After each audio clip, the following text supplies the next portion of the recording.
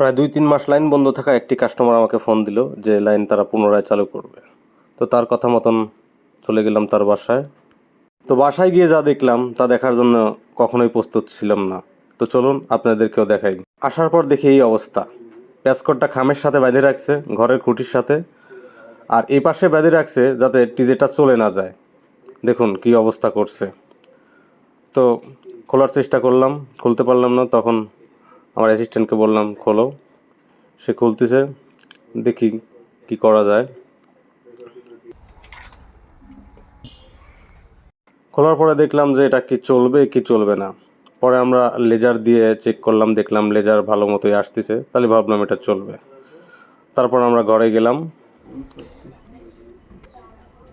ঘরে গিয়ে দেখলাম জয়েন্ট দিলাম, জয়েন্ট দেওয়ার পরে ঠিকঠাক মতোই সব কিছু ঠিক আছে। তো এখন লেজারটা মেপে চেক করার দরকার। লেজারও ঠিকঠাক আছে, 16 dBm। ঠিকঠাক করার পরে কাস্টমার বললো অন্য নাই, কি আর করা, চলে গেলাম।